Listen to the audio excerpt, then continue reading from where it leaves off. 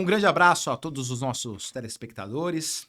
Partimos hoje para o 13º episódio do Causos Médicos. Hoje eu vou ter a honra e o prazer de receber uma amiga, uma referência na sua especialidade. Eu vou trazer nesse episódio a doutora Maria Camila Lunardi, é médica graduada pela Faculdade da Universidade de Mogi das Cruzes, especialista com título de especialista em Medicina Intensiva pela AMIB, título superior em Medicina de Emergência pela Abramed, Fellow em Medicina de Emergência pela Abramed, docente em Fisiologia e Medicina de Emergência na Faculdade de Medicina Santa Marcelina, médica assistente na UTI do Hospital São Paulo, médica assistente do Departamento de Medicina do HCFM USP e atual presidente da Abramed. Um grande abraço, Maria Camila. Muito obrigado pela presença. É uma honra ter você aqui nesse episódio com a gente hoje. Eu que agradeço, Rodrigo, para a gente vir aqui bater um papo, falar um pouquinho de medicina de emergência, que vai ser bem legal. Não, bacana. Eu acho que, como sempre eu introduzo aqui para nossos convidados, uma grande parcela do pessoal que acompanha a gente são nossos colegas médicos jovens. E eu acho que é muito importante essa possibilidade de trazer essas histórias de quem percorre, né, diversas especialidades. A gente sabe que a medicina tem muita área de atuação, muita especialidade, muita possibilidade para esses médicos mais novos. E, obviamente, conhecendo mais, tanto tecnicamente como o caminho das pessoas que já passaram, né? Muitos de vocês são exemplos e motivações aí para esse pessoal poder trilhar, né, o caminho que tão brilhantemente vocês trilharam. E, particularmente falando de medicina de emergência, acho que, né, a importância dela, né, tanto no contexto nacional, no atendimento dos pacientes, bem como nesse movimento que a gente vê criando um corpo de experts com, né, entendimento, conhecimento para um pilar tão frágil e difícil nesse atendimento, nesse contexto, né? Ou seja, talvez lá atrás, quando a gente começa a pensar, né, quando eu começo a entender a medicina, a gente começa a pisar em pronto-socorro, a gente tinha uma história, muitas vezes, que, infelizmente, aquele colega que lá estava para um atendimento tão complexo como é o da emergência, era um colega muito novo na especialidade médica, muitas vezes ainda trilhando os primeiros anos, né? E me conta, assim, essa sua escolha, né? Eu sei que a gente tem uma história recente da sociedade em si no contexto nacional, mas é uma área de atuação médica das mais antigas. E como que isso lhe cativou, Maria Camila, dentro da escolha? Isso sempre foi uma coisa muito clara para você na sua opção de especialidade da medicina? Como isso surgiu lá na tua graduação?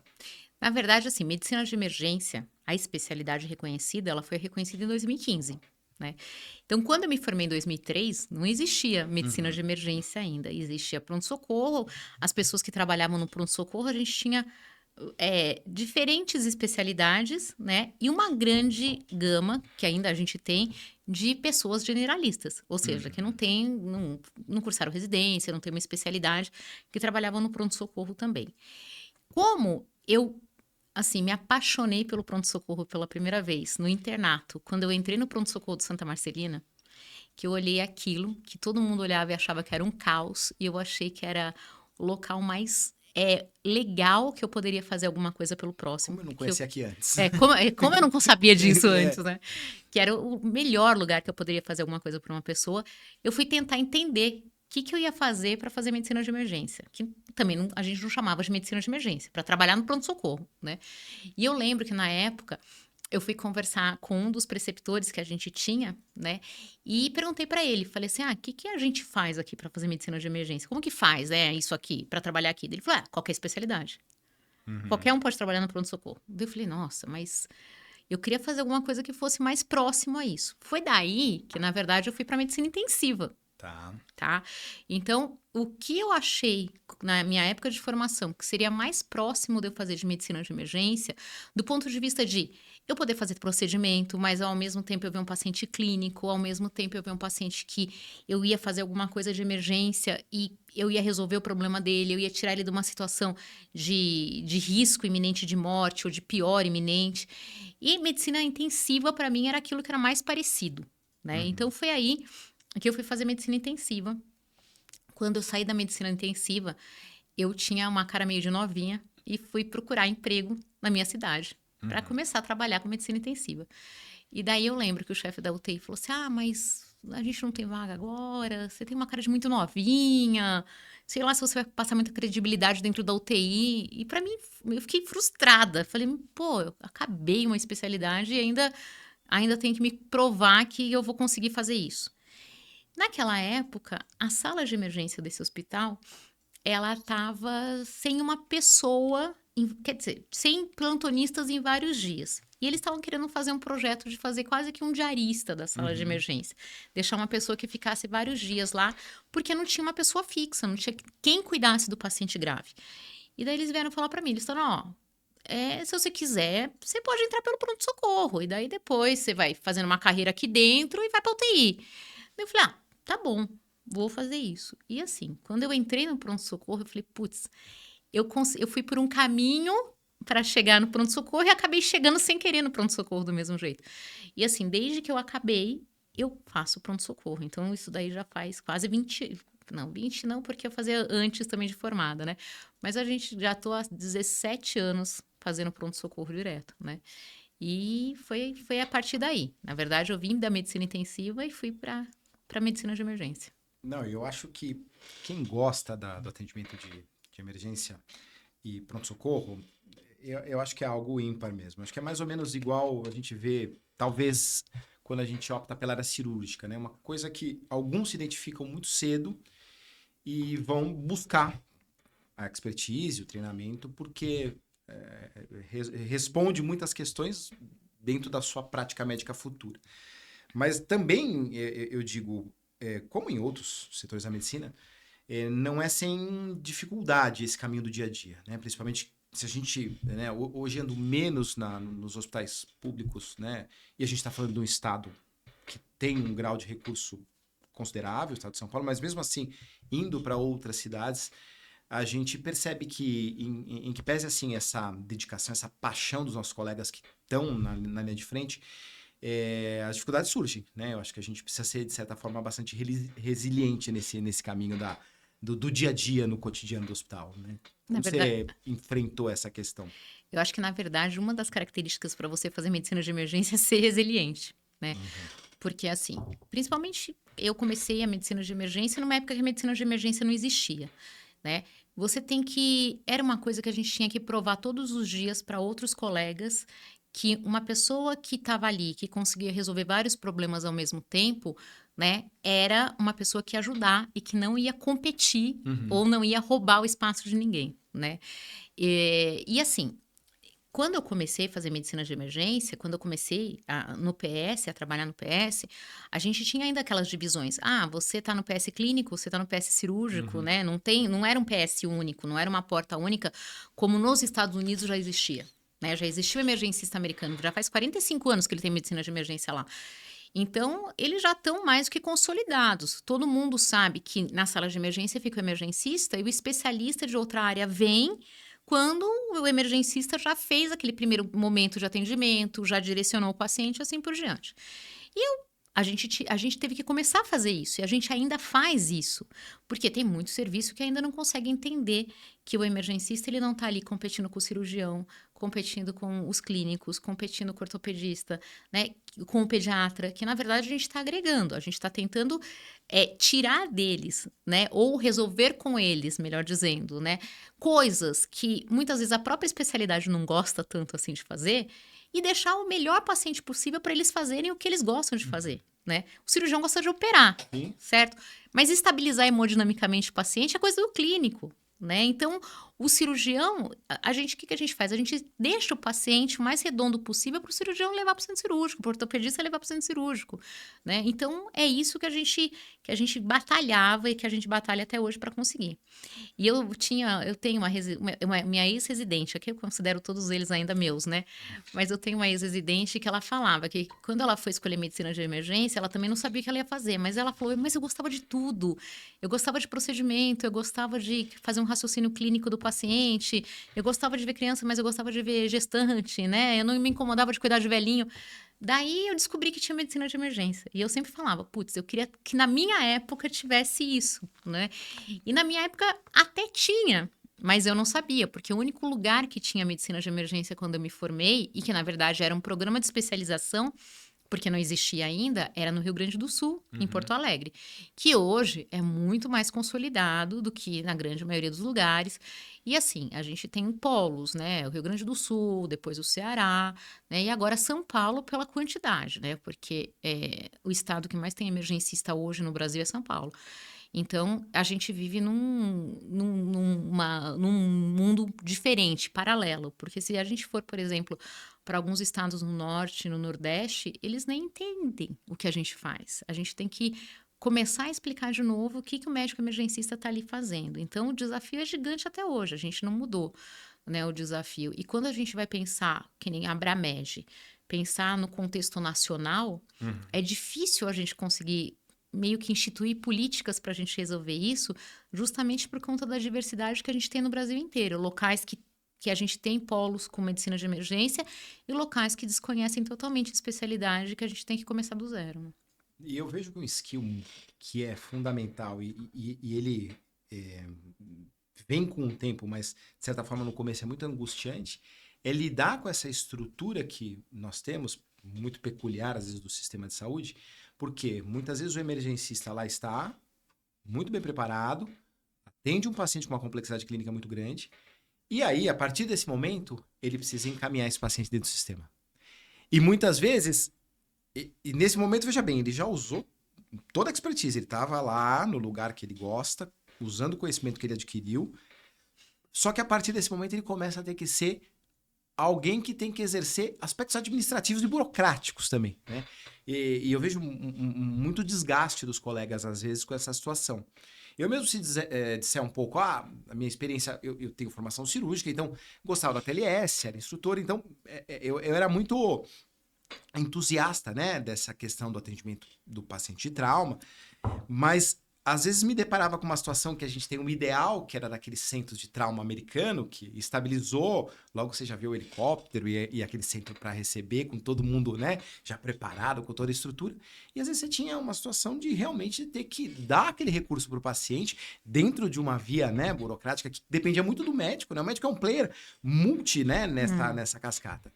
E realmente eu acho que precisa de muita cancha, muita resiliência, como a gente diz, né? E eu acho que aí nessa hora que é muito importante é aquele papel do mais experiente, né? Do cara que tanto é o preceptor nesse serviço que tem a formação acadêmica, a formação institucional, mas muitas vezes aquele cara que já está mais o velha guarda, como a gente chama do plantão, né? Porque realmente o médico tem que fazer muitas atividades que vão além da medicina quando está num pronto-socorro. E assim, na verdade, a medicina de emergência, ela extrapola o pronto-socorro, né? Uhum. Porque, por exemplo, muitas vezes esse médico que a gente está falando, ele está no SAMU, ele está no grau, ele Uhum. está lá na rua atendendo um paciente que ele vai ter que saber se ele vai direcionar já para um centro que vai ter uma especialidade, que, por exemplo, já tem uma formação com especialistas melhores, eu consigo levar até lá, mas o centro é longe. Eu tenho um outro hospital de menor porte que fica aqui do lado. Será que eu levo para o de menor porte? Mas será que o de menor porte vai conseguir resolver o problema desse meu paciente, né? Então, quer dizer, a medicina de emergência a gente já começa a gerenciar antes de chegar no hospital, muitas vezes, né? E isso daí é uma das características que eu acho que é bem interessante, porque quando a gente fala da medicina de emergência, a gente enxerga muito só a pessoa dando plantão. Uhum. E isso era uma pergunta que todo mundo fazia para mim, assim, você vai viver de plantão? A minha primeira resposta é graças a Deus, porque eu gosto de dar plantão, entendeu? Uhum. Eu não me incomodo de dar plantão. Então não seria uma coisa que me afetaria tanto assim. Mas não, eu posso ser gestora dentro da medicina de emergência, porque nada melhor do que quem está ali na assistência para entender o que aquele serviço precisa, para entender como que aquela rede deveria funcionar, né, para que as coisas acontecessem rápido e de maneira eficaz para os pacientes. A gente tem um campo gigante na medicina de emergência, como você mesmo diz. Tem que ter um expert, alguém mais experiente, alguém formado, alguém que estuda, alguém que corre atrás. Então, a gente tem que ter um campo muito grande para educação médica e medicina de emergência. A gente vê muita gente indo para esse caminho, começando a educação médica e medicina de emergência. Muitas faculdades não tinham, por exemplo, a disciplina de medicina de emergência no currículo, e agora já tem. Então, é um campo para isso também, né? E também a gente tem campo para pesquisa, porque a medicina de emergência tem um campo gigante para a gente entender medicina de emergência no Brasil que a gente não entende ainda, né? Então, quer dizer, é muito complexo e são várias atividades que a gente consegue e que a gente tem que fazer ao mesmo tempo para que a coisa funcione, né? Então você gerencia, você atende, você encaminha, você escolhe o melhor recurso para você dar para o paciente, e tudo tem que ser muito automático, não dá para a gente parar muito e pensar, né? Não, e falando, por exemplo, desse aspecto fundamental do exercício da especialidade, que são os serviços de resgate, do SAMU, serviço de emergência, além de todas essas questões, né, da complexidade desse paciente, tem ainda a questão que é física. Então, eu achava até engraçado, conversava com colegas que eram e são até hoje, às vezes, do SAMU, e contava que o problema nos primeiros plantões é que ele ficava roxo, né? Porque você está atendendo dentro de uma unidade móvel, que às vezes vai chacoalhar, vai bater, e você está fazendo o melhor por aquele paciente. Então, passa por essa questão. Sem dizer, também a gente sabe do contexto de violência urbana que a gente vive no Brasil, mas nas grandes capitais. Ou seja, é a exposição total naquele momento, né? Então é preciso, e é muito louvável, porque é preciso muita coragem e preparo, né? Que é um preparo muito técnico, mas também físico, né? E emocional para esses ambientes, né? Assim, o emergencista, ele é um médico que está geralmente no pior momento de todo mundo, né? Seja o pior momento do paciente, se o paciente estiver consciente, estiver entendendo que é o pior momento da vida dele, ou no pior momento da vida de um familiar. E muitas vezes a gente não sabe como as pessoas vão reagir, né? Então, a gente sempre brinca que uma das coisas que o emergencista tem que ter é cena segura também. O cara que vai para a rua, o emergencista que está no atendimento pré-hospitalar, ele sabe que ele tem o tempo todo mesmo uma situação de estresse e de risco, né? E é um risco físico muito grande, né? É o risco de acontecer alguma coisa, por exemplo, você tem que se precaver muito bem para você atender um paciente politraumatizado numa via pública, né? Para você chegar num local, por exemplo, que tem risco de incêndio, de explosão, de alguma coisa desse tipo. O civil não vai chegar lá, né? Quem vai chegar lá vai ser bombeiro, vai ser, se tiver um militar, alguma coisa assim. Mas o civil não vai chegar lá. E ele tem que saber também os limites que ele tem dentro do que ele está fazendo. E esses limites, eles vão não só dentro desses limites assim mesmo de riscos iminentes que pode acontecer, mas justamente de uma relação que a gente tem que estabelecer, né? Eu acho que essa relação interpaciente, médico-paciente, médico-família, né, é uma coisa extremamente delicada para nós, porque a gente vai sempre, né, ou na grande maioria das vezes, dar uma má notícia. Então, é sempre um momento bem estressante que a gente tem que ter um controle emocional ali e principalmente uma segurança no que você está fazendo muito grande. E daí que vem os conflitos e os problemas, né? Exatamente nessa quebra dessa relação que é muito fácil de ser quebrada, né? Pensando no dia a dia do emergencista, a gente está traçando um ambiente que é de estresse, em geral.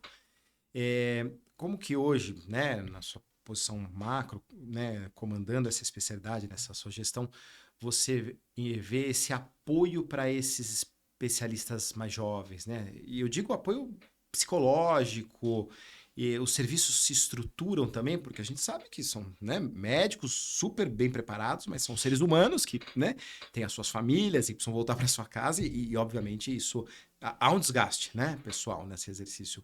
Existe essa preocupação? Como é que isso é considerado nesse contexto dos centros formadores? Eu acho que assim, o médico que fica na linha de frente, né, entre eles os emergencistas, o risco de burnout é gigante.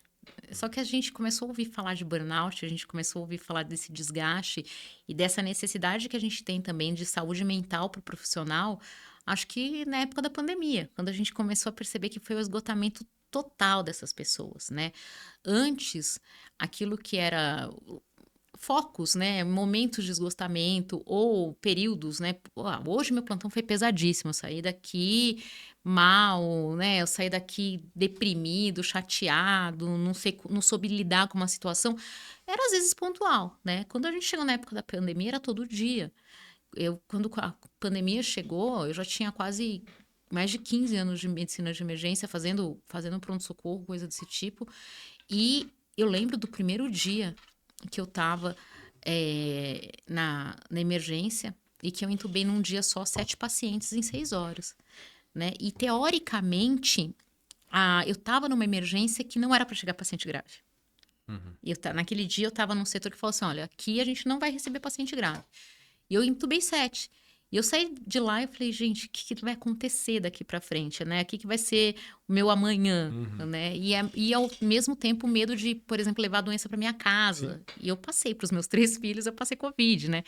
Então, assim, eu acho que esse trabalho que a gente tem que fazer é muito importante. E dentro da Abramed, a gente tem um departamento de psicologia, né? E assim, a gente pensa no departamento de psicologia em 2 braços.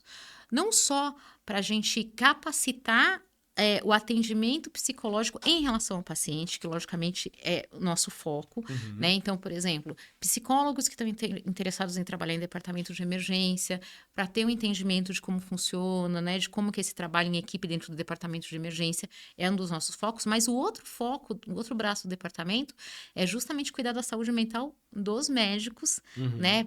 E de um grupo de médicos específicos que é muito importante, que são os residentes de medicina de emergência também.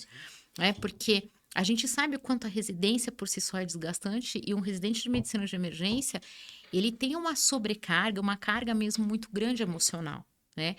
E a gente sabe, quando a gente sai da faculdade, a gente sempre acha que a gente é herói, né? Vai demorar para a gente conseguir acostumar que o nosso heroísmo é fazer o melhor pelo paciente e não salvar a vida de todo mundo, né? Então, as perdas para o médico jovem, para aquele médico que está em formação, para aquele médico recém-formado, é muito impactante. Então, eu acho que isso a gente consegue, a gente está fazendo já está começando a fazer trabalhos pela Abramed para que a gente acolha também, né, o médico, o emergencista. Bacana. Não, é importantíssimo, porque tinha sempre aquela questão do médico super-herói, né, que não vai chorar, não vai sofrer, e a gente sabe, né, somos seres humanos, vamos sentir, obviamente. Talvez a experiência e os anos, né, nos tragam força e inteligência emocional para lidar com a situação de uma forma mais tranquila, mas, né, continua tendo sofrimento, né? E eu acho que isso é muito importante para a gente sabe que muitas vezes até o colega médico ele se furtava, né, para não parecer uma fraqueza, né, umas coisas que não tem nenhum sentido, né? Mas então é muito importante ver que a própria sociedade já fomenta, né, essa ideia nesses exemplos dos centros formadores poderem se espelhar. E a gente pensando nessa galera que está ouvindo agora, que está pensando na sua especialidade, que está pensando na sua escolha, conta mais ou menos o caminho que trilha hoje, já com a sociedade, se quiser contar um pouquinho como é que foi a estruturação da sociedade também no país e como que são os serviços, né? Onde eles estão divididos aqui no Brasil. Você já contou um pouquinho que a gente tem uma situação de concentração aqui no Sudeste, Sul-Sudeste. E como que, quantos anos, como que esse colega se dedica a essa formação que tem interesse na medicina de emergência?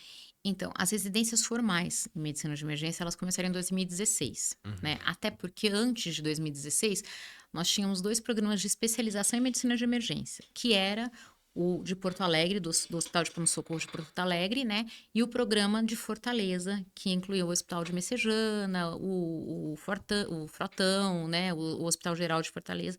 Então, quer dizer, eram vários hospitais que tinham esse programa de formação do médico emergencista. E depois, né, com o início da residência, a residência ela foi consolidada numa residência de 3 anos, acesso direto, tá?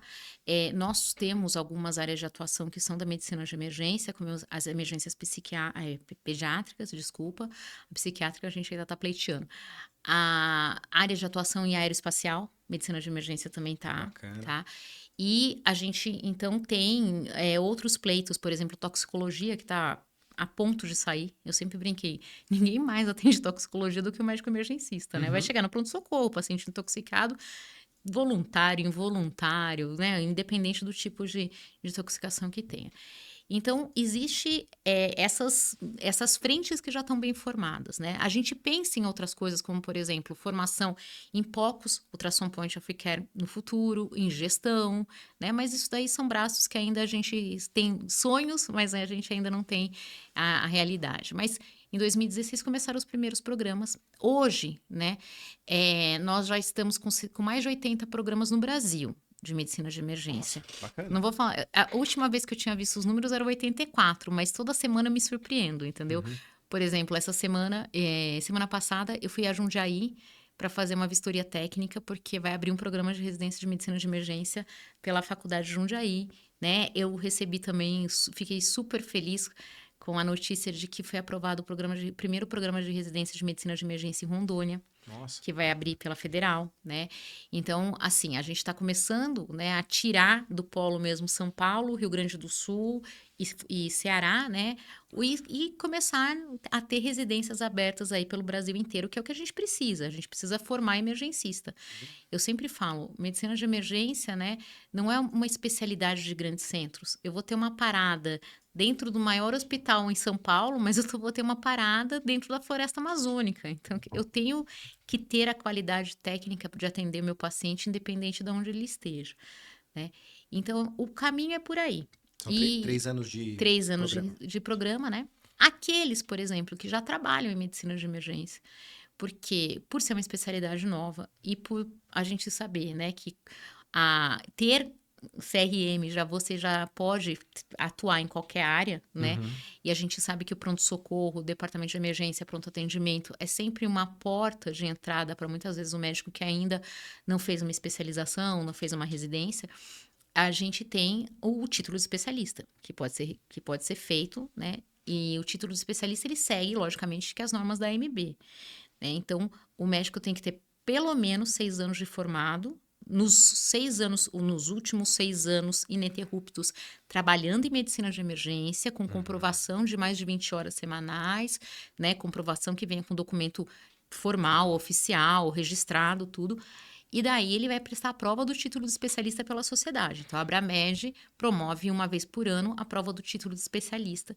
Então, é esse outro caminho para o médico se formar, que já é formado, né? Ter o título de especialista, não pela formação residência, mas, né, pela formação carreira, né? Bacana. E a gente estava conversando antes de começar aqui sobre esse programa de pós-graduação que vocês da sociedade têm. Conta um pouquinho para aqueles colegas que já estão na estrada há mais tempo e eventualmente se interessem, né, por esse programa, por esse conhecimento científico, como é que ele acontece, presencial, online. Então, na verdade, assim, um dos compromissos que a associação, as sociedades médicas têm é justamente de educação continuada e formação dos médicos, né? Então, para isso, produto, congressos, simpósios, fóruns, etc. Mas, né, nós, sabendo da necessidade que a gente tem de médicos emergencistas formados, né, de pessoas capacitadas para estar no departamento de emergência, a Abramed também abriu esse ano, a gente começou no finalzinho do ano passado, começo desse ano, o primeiro programa, né, que é a pós-graduação da Abramed, que é junto com a faculdade de DE, e nós temos uma pós-graduação de 18 meses, presencial, tá? Existem algumas aulas em EAD, mas isso não exclui as presenciais, elas são só complementares às presenciais, E são algumas aqui em São vezes. Paulo. Não, a gente tem no Brasil todo. Ah, tem no Brasil Tá? todo. Tem turma em São Paulo, tem turma no Mato Grosso do Sul, Porto Alegre, Florianópolis, agora vai abrir uma turma de Santa Catarina, tem turmas para abrir também em outras cidades do interior de São Paulo. Então, a gente já está começando a ter turmas abertas, né, pelo Brasil. E são 18 meses, a gente dá os principais temas que a gente tem em medicina de emergência, a gente dividiu em 18 temas, grandes temas de medicina de emergência, né?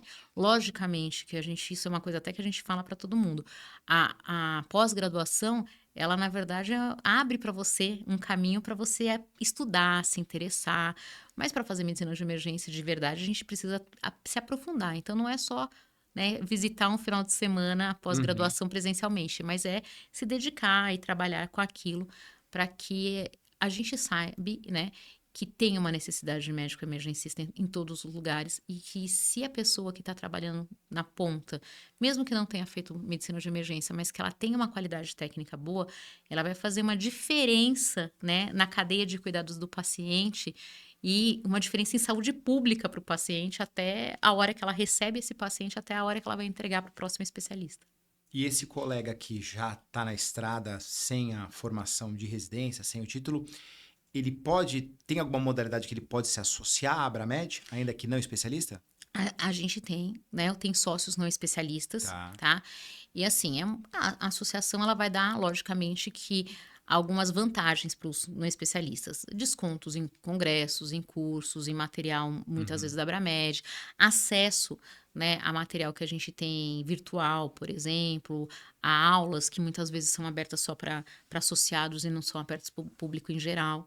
Mas, de qualquer forma, a sociedade, a gente sempre brinca. Quanto mais associado a gente tiver, logicamente, que melhor a gente vai poder Sim. dar de produto para essas pessoas. Então, é uma das características que a gente tem é isso. A associação está crescendo, a sociedade está crescendo, e daí a gente está conseguindo, logicamente, levar um produto melhor final para os associados também. Não, muito legal. Parabéns pelas iniciativas e vindo agora para o lado prático da medicina de emergência, para aquele colega que pensa na especialidade, como é que você enxerga o mercado de trabalho no país hoje em dia? Ou seja, a gente sabe que por muito tempo no pronto-socorro, né, o pessoal que acabou assumindo essas vagas era o pessoal jovem que estava começando o seu trabalho, mas hoje os grandes centros médicos do país já pensam em selecionar um emergencista com título.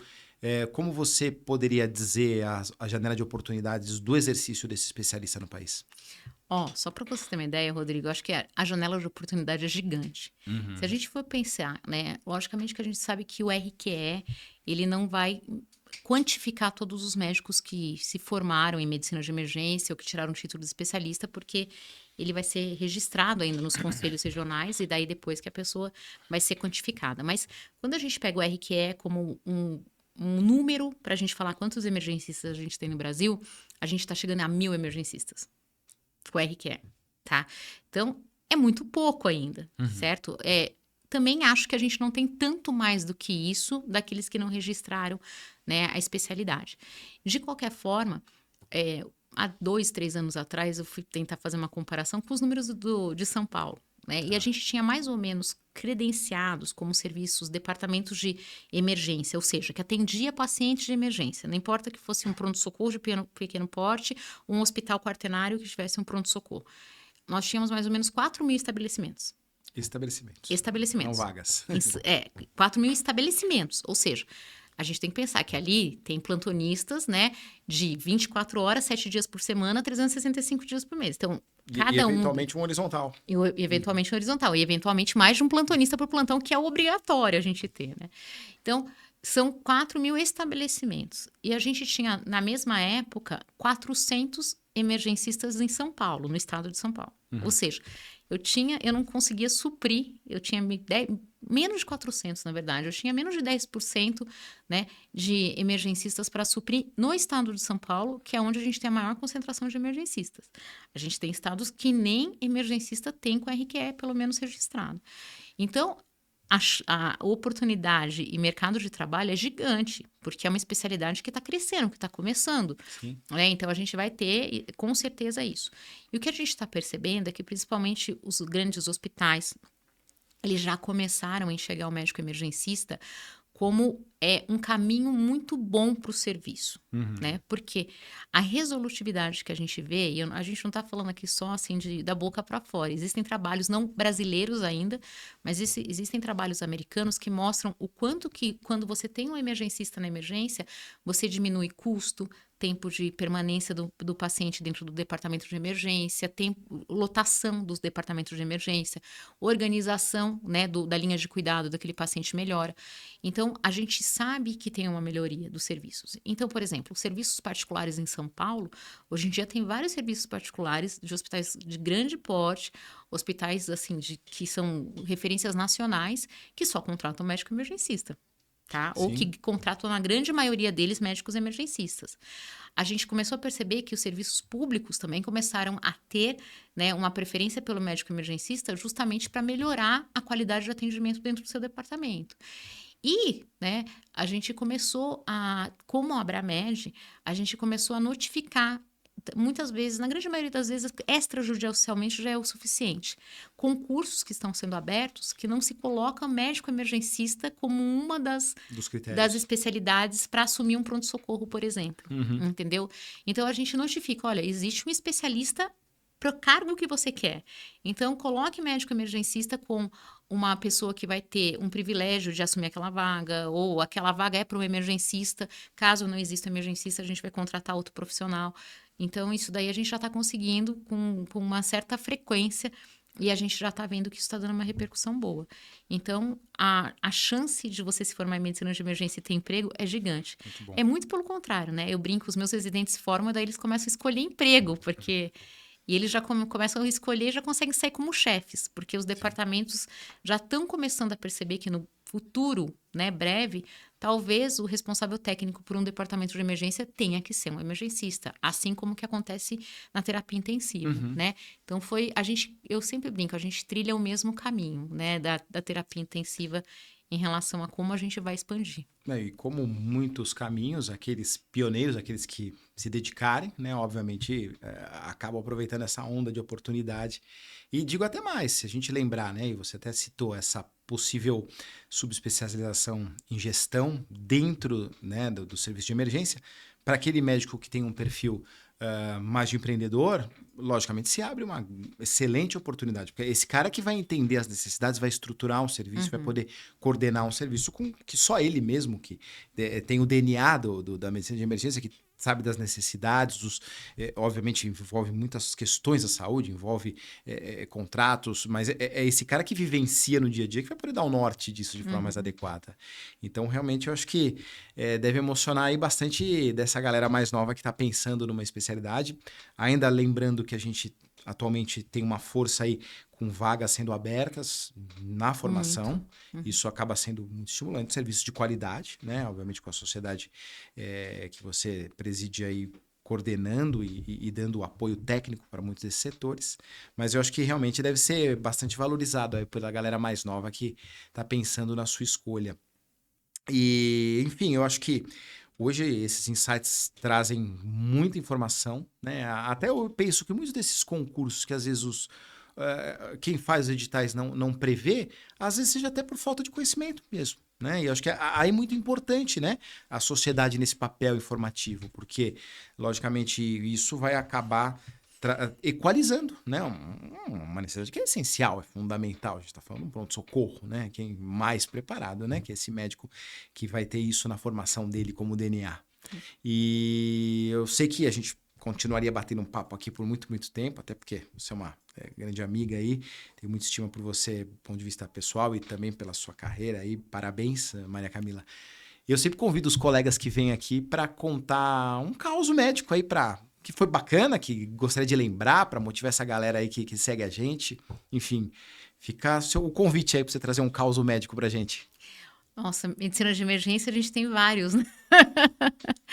Eu acho que nem todas as coisas que a gente faz em medicina de emergência, eu sempre falo, eu gosto muito de falar isso para os residentes, né?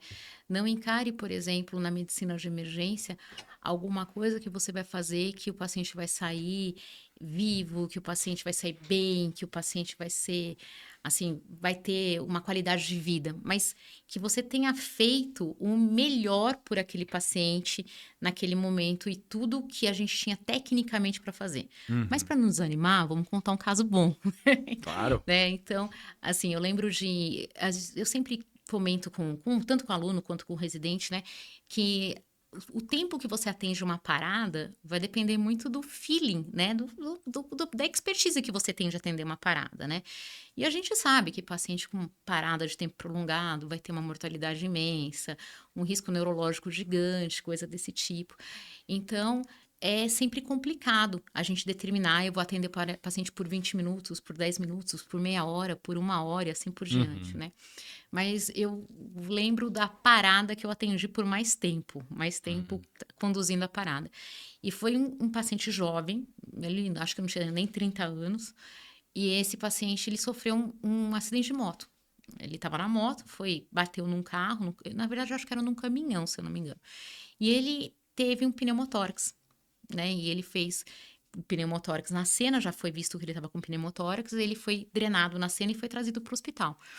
Só que quando ele chegou e eu estava na sala de emergência, ele estava, apesar dele estar com o pneumotórax drenado, ele estava desaturando, com desconforto respiratório gigante, e a gente via que não tinha uma oscilação boa do dreno, e ele parou logo na sequência, né? E assim, parou por pneumotórax hipertensivo mesmo. Eu puncionei, ele já estava drenado, mas de qualquer forma eu fiz uma punção de alívio nele. Ele massageamos, ele voltou do pneumotórax e isso foi por quase 2 horas. Ele parando e voltando da parada, ele parando e voltando da parada, porque a gente teve que passar 3 drenos de tórax nele até a gente conseguir posicionar bem o dreno. Esse paciente, ele, na verdade, ele tinha uma alteração, na verdade, eu acho que na coluna, e toda vez que a gente passava o dreno dele fazia praticamente ele dobrava, fazia um braço e descia, e batia no diafragma e não drenava nada. Até a gente conseguir posicionar o dreno, a gente ficou 2 horas reanimando esse paciente, né? E todo mundo, deixa de ser louca, 2 horas com o paciente. Eu falei, mas ele parou por uma causa totalmente reversível, um paciente jovem que está há 2 horas parado, mas há 2 horas assistido, né? Não foi uma parada desassistida, não foi uma parada que o paciente ficou sem estar sendo oxigenado, sem estar sendo massageado, né? Enfim, ele saiu, daí ele subiu, foi para o centro cirúrgico para fazer as outras cirurgias, porque ele também tinha tido trauma abdominal, não tinha sido nada hemorrágico do ponto de vista de ser tão grave. O problema dele da parada era o pneumotórax mesmo. E uma semana depois, eu lembro que eu voltei no plantão, e daí eu comentei, né? Eu falei, e o moço, né, da semana passada? Tá na UTI. Eu falei, vou lá para dar uma olhada como que ele tá. E quando eu subi, perguntei pro pessoal, e o moço do acidente da semana passada, sei lá. Ele tá ali. Daí eu olhei, não vi paciente nenhum na cama. Estubado. Daí eu peguei e falei assim, mas não tem ninguém naquela cama. Não, ele tá sentado ali do lado. Daí eu cheguei, ele tava sentado, tipo, lendo uma revista com os 3 dreninhos de tórax dele, né? Daí eu olhei pra cara dele e falei, eu não acredito que você tá desse jeito. Dele assim, olhando pra mim, do tipo, quem é você, né? Sou louca, né? Daí eu falei, nossa, eu quero te dar um abraço. Daí eu falei assim, eu sou a médica que te atendeu quando você chegou. Daí ele falou, nossa, sério, Que doutora? Eu fiquei sabendo que fiquei um tempão desacordado, né? Daí eu falei, antes fosse desacordado, né? Seu coração só não batia, mas do resto tava tudo bem. Então, assim, a medicina de emergência consegue fazer muita coisa, muita diferença quando quem tá ali consegue enxergar o paciente como um todo, né? Então, a gente enxerga uma parada, mas a gente tem que ver o lado cirúrgico da parada num trauma. A gente tem que ter, né, essa expertise de avaliar, por exemplo, se eu tivesse desistido em 20 minutos, eu tinha um paciente totalmente viável que estaria morto, né? Não que estaria uma semana depois lendo revista na UTI. Não, que bacana. Acho que é super inspirador. Acho que a medicina é isso, né? Traz um panorama bem legal aí do que pode ser o exercício do dia a dia da medicina de emergência. A gente já falou das agruras, das dificuldades, da resiliência, mas tem esse lado mágico aí da medicina que eu acho que é ímpar. E obrigado, viu, Maria Camila? É um prazer, uma honra. Você inspirou com certeza muita galera hoje aí com as suas histórias. Parabéns pela sociedade, pelos projetos, pelas conquistas aí. E, enfim, mais uma vez foi uma honra aí. Acho que a gente trouxe bastante coisa bacana aí pra galera da medicina. Eu que agradeço. Obrigada, Rodrigo, pelo convite. É muito legal falar de medicina de emergência e ainda mais falar de medicina de emergência com um amigo meu. Então, a honra é minha. daí fica melhor ainda. Tá ótimo. Muito obrigado. Um abraço a todos e nos vemos no próximo episódio Causos Médicos. Até mais. Tchau, tchau.